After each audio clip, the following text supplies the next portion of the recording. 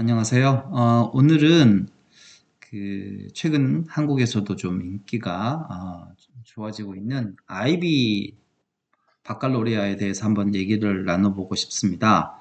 제가 이전 영상에서 말씀드렸듯이 이제 미국의 명문대학 그리고 아시아권에서의 이제 장학금을 받을 수 있는 기회는 보통 IB 스코어로 40점이 하나의 기준이 될 수 있을 것 같습니다.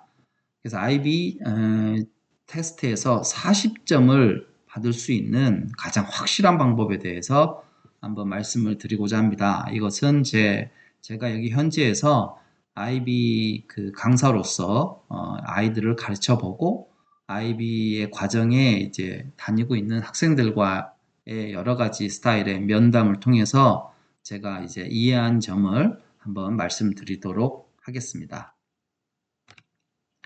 먼저 IB 과목에 대해서 간단하게 말씀을 드리고 싶은데요. 뭐 이렇게 과목 하나하나에 대한 설명은 다 개별적으로 많은 정보가 있기 때문에 살펴보시면 될 것 같고요. 제가 여기에서 오늘 말씀드리고 싶은 것은 이제 전략적으로 어떻게 40점을 맞을 수 있을까 하는 그런 측면에서 이제 포커싱을 해서 말씀을 드리겠습니다. 다 아시겠지만 IB는 이제 6가지로 분류가 되어 있고요. 각 과목별로 이제 7점이 만점이 되겠습니다. 그래서 이 6개 이제 분야에서 6과목을 선택을 해서 이제 시험을 치르게 되는데요.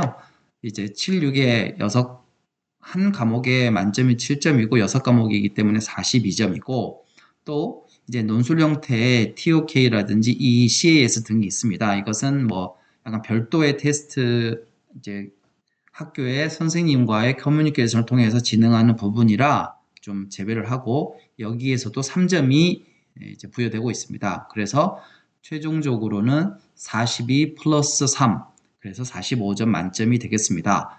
여기에서 그러면 어떻게 40점을 안정적으로 넘을 것인가 이 얘기를 오늘 꼭 드리고 싶습니다. 다음으로 보시면 결국은 포인트는 외국어입니다. 왜 외국어냐 이 부분에 대해서 말씀을 드릴 텐데요. 저희가 앞에서 6과목을 선택을 해야 된다고 말씀을 드렸는데 많은 경우는 이렇게 선택을 합니다. 외국어에서 2개, 수학 하나, 그리고 이제 문과 계열의 학과를 진학하고자 하는 학생은 사회 계열에서 2개, 과학 계열에서 하나, 뭐 케미스트리나 뭐 이런 거 하는 거죠. 바이올로지나 그리고 그렇지 않고 이제 엔지니어링 그쪽으로 진학하는 학생은 이제 반대로 사회 계열에서 하나, 과학 계열에서 둘. 그래서 결국은 이제 총 6개가 됩니다. 여기에서 가장 어려워하는 부분이 이 외국어입니다. 물론 이제 SL을 고르느냐, HL을 고르느냐에 따라서도 조금 달라지지만 결국은 외국어 2개의 가장 큰 이슈가 됩니다. 왜 그게 이슈가 되는지를 말씀을 드리면 이 외국어 2개라고 되어 있지만 여기 보시면 이게 캐러고리가 다릅니다. 하나는 리터러처가 있는 거고 하나는 acquisition. 그래서 우리로 보면 1번은 모국어를 테스트하는 시험이라고 볼 수 있고 두 번째는 제2 외국어로서 테스트한다고 보시면 되겠습니다. 그렇기 때문에 수준은 완전히 다릅니다. 그래서 이제 많은 이제 학부모님들이 조기 유학을 가면 좀 쉽지 않을까라고 생각하시고 IB 스쿨에 큰 고려 없이 가시는 경우가 많은데 이런 경우는 어떤 문제가 생기냐면 모국어 수준으로서의 잉글리시는 현지인들도 5점 이상 맞기가 절대 쉽지 않습니다. 그래서 아무리 조기 교육을 일찍 간다고 해서 이 모국어 수준의 영어를 6점, 7점 맞을 수 있는 게 아닙니다. 뭐 간단하게 얘기하면 우리나라에서도 한국어 시험을 치면 한국어 점수를 고득점 맞기가 결코 쉽지가 않습니다. 그러면 그 학생이 한국말을 못해서 어려운 걸까요? 그렇지 않습니다. 한국어를 얘기하는 거와 모국어 수준의 한국어에서 높은 점수를 얻는 거는 완전히 차원이 다른 문제이기 때문입니다.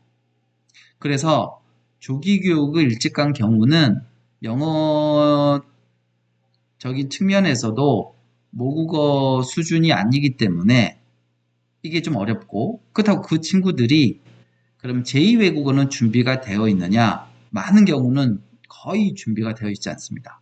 그래서 외국에서 공부를 하면서 제2외국어를 별도로 해야 되는 거죠. 예를 들어 프렌치라든지 스페니쉬를 해야 되는 거죠. 그럼 그 학생이 그러면 IB 과정에 들어가서 모국어로 영어를 공부하면서 제2외국어로 뭐 프렌치를 한다. 그 부담이 어마어마한 것이죠.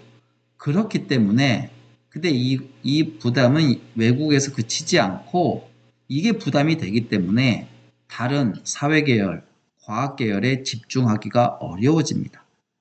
그래서 결과적으로 외국어 부분에서 점수가 최소 4점, 뭐 3점, 4점 이상 깎이기 때문에 그렇다면 나머지 과목을 전부 다 만점을 받아야 겨우 40점이 된다는 계산이 됩니다. 그러니까 이 부분을 그럼 어떻게 커버를 할 것인가 라는 점인데요.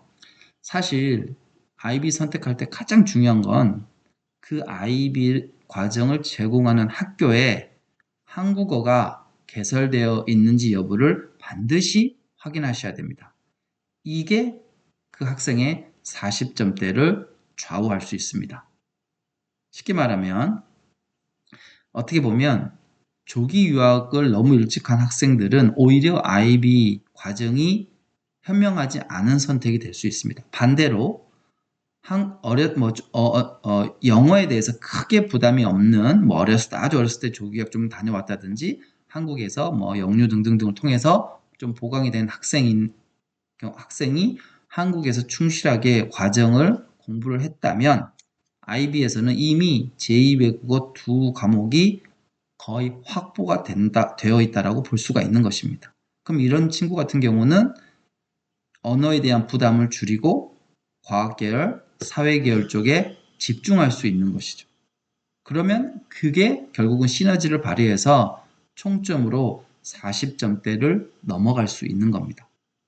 그리고 현재 그 IB 스쿨로 굉장히 널리 알려져 있는 싱가포르에 있는 스쿨이라든지 몇 개의 학교가 제가 구체적인 학교 이름을 얘기할 수는 없지만 등을 보면 거기에 한국 학생들이 매우 좋은 이제 퍼포먼스를 보여주고 있는데 그거의 가장 기반은 그 학교들이 한국어 IB 과목을 제공하고 있기 때문입니다. 이 점은 한번 알아보시면 좋을 것 같습니다.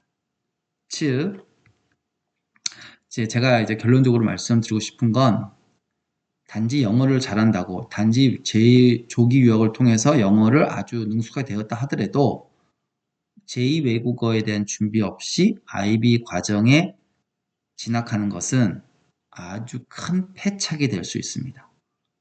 절대 조심하셔야 됩니다. 오히려 한국 학생들에게는 매우 유리한 선택이 될 수 있습니다. 그리고 그 언어 이외의 과목들은 그 IB 를 주관하는 그 기관의 홈페이지를 보면 과목별로 점수 분포표별로 몇 퍼센트가 5점, 6점, 7점을 받는지를 다 알 수 있습니다. 그러한 것과 학생의 그 선호를 종합적으로 고려해서 선택하시면 IB 과정이 소문만큼 그렇게 어렵거나 물론 쉽지 않은 과정입니다. 하지는 않습니다. 그 노력에 비해 리턴이 크다는 것을 알 수 있을 겁니다. 네. 오늘은 특히 IB 스코어에서 40점 이상을 어떻게 확보할 것인가에 대한 전략적 어프로치에 대해서 말씀을 드렸습니다. 네. 들어주셔서 감사합니다.